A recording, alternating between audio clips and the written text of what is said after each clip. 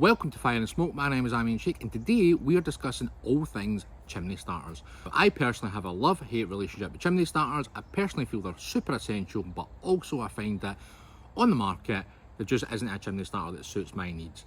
We live in Scotland, we've got torrential rain pretty much constantly. These things rust up, these things burn through, and eventually they just go. So that then led me to the decision of making and commissioning my own custom chimney starters. What we're going to do is we're going to review our custom fire and smoke chimney starter against the industry standard Weber kettle chimney starter. Now, the Weber kettle chimney starter is one you're going to see everywhere. Everybody's got one. They come in varying sizes, varying ranges. The prices range from £5 up to as much as £55. You can get ones cheaper, you can get knockoff brands, you can get supermarket brands, you can get everything out there. But for me, none of these really work because I found myself replacing my chimney starter at least once every 2 to 3 years. They burn through and they're not really great. So this is it. The two chimney starters that we're going to basically review today is the Weber kettle chimney starter with the plastic handle, the additional handle here so you can dump your coal and it's nice and easy. My version, however, is fully laser cut. It's a square box section, it's 2mm thick. So let's look at these individually and see the specs and see what we're bringing to the table versus this. So as you can see there, guys, this one is completely round, all the way around. It's made from about 0.5 thick steel. It's got inlet holes at the bottom. It's got a mesh grate on there to let all the airflow through. It's got 3 little holes up the side to just keep the airflow moving as the coal burns through, and that's pretty much it.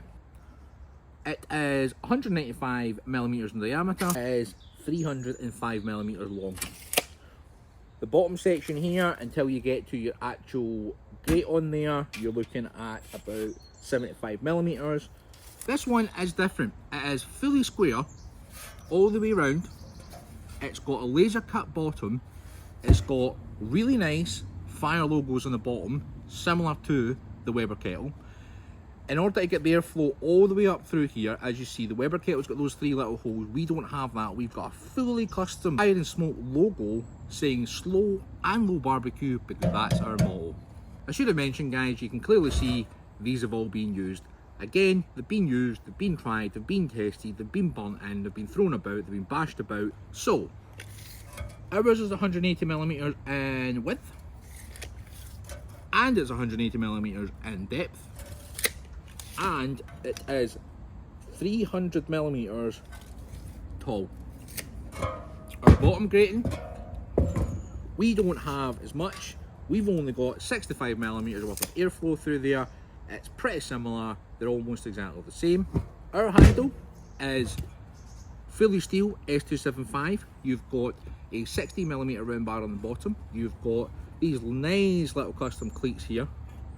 And you've got, well, what was originally designed as a bit of a firebreaker.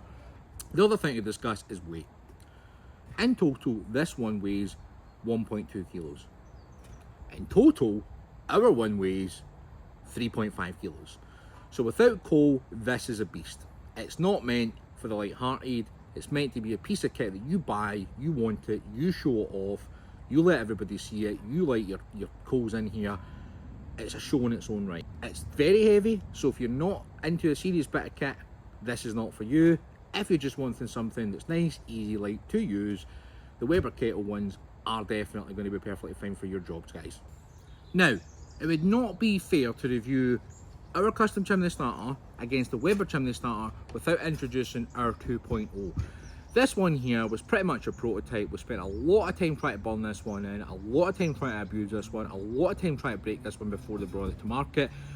While doing that though, we made a couple of changes. The main improvement though, guys, is the handle. So on this one, we had the deflector plate, which was perfectly fine. However, what we decided to do was weld it directly onto the back, which basically meant that the heat transfer that's coming through this section of steel here on the box was coming through here, coming into the handle, and it meant that the handle was heating up rather a lot, and you would have to use a glove. So because of that, we decided to move it to the corner, so in a profile view, it looks like this.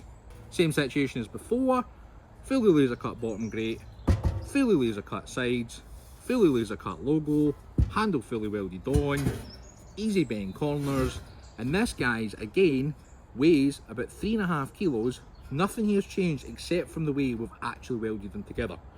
So when you buy one of these, this is how it's going to look from the factory, fully fresh. A couple of tiny little spots of rust, guys, but that's just because this is steel, it's unprotected steel, and this is how you get it. So as you could probably agree with me, the more you use these, the more the rust in, the more they burn in, the better they actually look. Let's get them lit and let's actually test them in a real life situation. So, in order to test your chimney starter, you're going to need two things. You're going to need a way of lighting the chimney starter, and these are simply paraffin lighters. These are the ones that are cheap, they're readily available, we use them for log burner in the house. These will completely burn out, so it's not actually going to affect any of the coal or any of the food you're cooking on. So please guys, don't give me any hate on this. I know you can buy natural ones, but these ones just work really well for me. Coal wise, this is just a bag of supermarket briquettes. Any standard supermarket briquettes will do. It's just for the test, guys. We're not cooking anything with these today. It's just to see how quickly these burn through both of the chimneys. Now, I'd never recommend cooking these in an offset smoker because they dust up and the airflow within there will pull it through. Again, with the trid box, if you're just relying on airflow and you're not actually grilling, then don't use these. But again, for the test today, guys, perfectly fine. All we want to do, light a couple of lighters, get them on the bottom of the grates, light them up, come back in about 20 minutes later, see how they've actually done and see how they actually perform. Get your chimneys and get them placed on the grill grates ready for the coal and the fire lighters to be put in. Grab your fire lighters, get them out of the packet, snap them up, put a few in the bottom, and that's it. As you can see, you don't really need many of these. These are designed to create amazing draw and get the fire raging through those coals as quick as possible.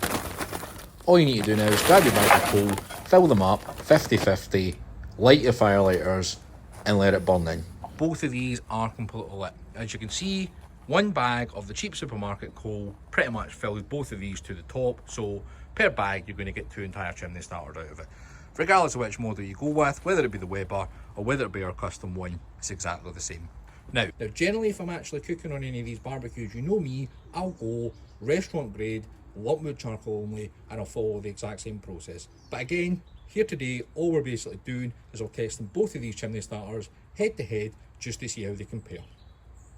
So what we'll do is we'll leave them, we'll let them burn in for a full 20 minutes, we'll come back, we'll review them. First glance, as you can clearly see, both of them on camera, they look pretty cool. They look ever. Our custom one has got that custom engraved logo, and as you can see there, just as the flames start to come up through, it creates its own epic moment. It's a good talking point. They look absolutely amazing, and as they burn through, obviously the heat comes up, so that entire fire and smoke logo will light up red hot, and it will be absolutely amazing. We'll check back in about 20 minutes, guys. About 20 minutes in, guys, we're not quite here yet. We've still got a little bit burning through to go, so we'll just leave it and let it go. As you can now see, guys, we are roughly about 25 minutes, almost to the half an hour mark. It's been a while since I've used briquettes. Didn't really appreciate how long it was going to take. I only use lump wood, so it does fire quicker. It's a quicker fuel, but these are long burning, so it is what it is. Now they have burnt down a little bit, but that's to be expected just because of the weight of them. So what we'll do is we'll give these another couple of minutes. They're going to burn all the way through, and once they're burnt all the way through, all we're going to basically do is take these and then dump them directly into the opposite side of the chud replica box, and we're going to just put them in here. We can also put them down here if we're going to do a long cook. It really just depends what we decide to do on the day after we light our chimney and after our charcoal is ready. So as you can see, as I mentioned earlier on, you've got that full custom fire and smoke laser logo burning all the way through, and trust me guys, at night time that looks absolutely epic. It looks really good and it looks really impressive. With the other one though, as I said, so Weber chimney starter, it's been designed specifically to light coal in a very fast manner. And does it do that? Yes. Does it do that very well? It definitely does. But again, is it 2mm steel? No. Is it going to last forever? No. Will mine last forever? Honestly guys, truthfully, I don't know. I've been trying and testing this one for over a year now. Done our hardest to try and put this through its paces to make sure before you guys buy one or before you guys want one, they are definitely ready. So, a couple of more minutes, let it completely burn through, we'll dump it in. Guys, these are about 99% of the way burnt through, so what we'll do is we'll stop the experiment there. Now, as I said, the prototype does get a little bit hot, so all we do is dump all your coal. Same with this one. Take it, dump it all in. Both the chimneys are now emptied. They look absolutely spectacular now they've had a full burn-in. Look how good they look. They're getting rusty, they're getting old, they're getting really good. And there you go. One full tray of coal. Now, let's be honest guys, that's way too much coal. You only really ever need one of those chimney starters full to get enough coal to do some grilling, to cook what you're wanting, but we'll just leave this and we'll let this burn out.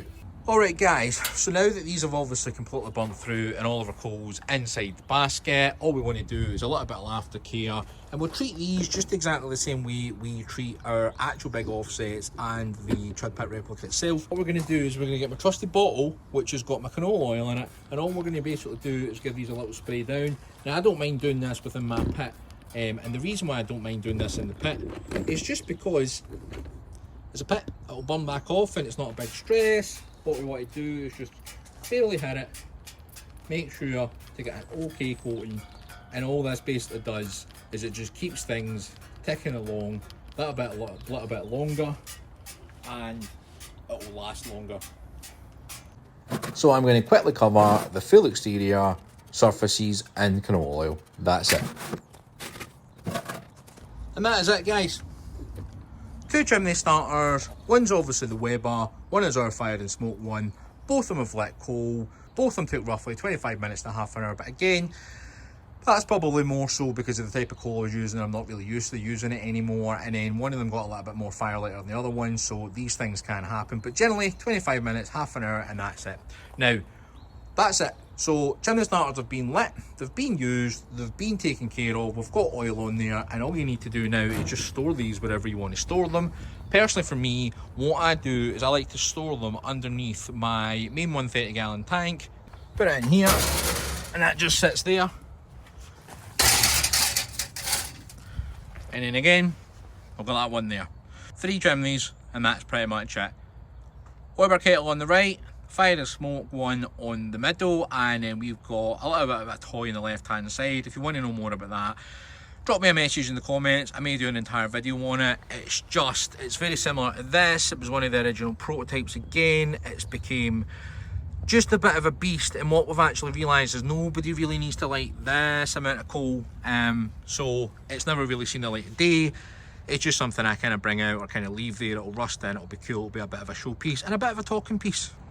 So these have now done their thing and they are completely cooled back, and as you can see they've got a nice coating of oil on the outside. So in conclusion, the Weber chimney starter does exactly what it says in the box. As I said to you, they come in varying ranges and sizes, thicknesses and price points, all the way from £5 all the way up to about £55. Again, we're not pushing this guys, it's just if you want something that's going to last a lot longer, like we needed, because we use these so much and we burn through these so much, it just became a bit of a necessity.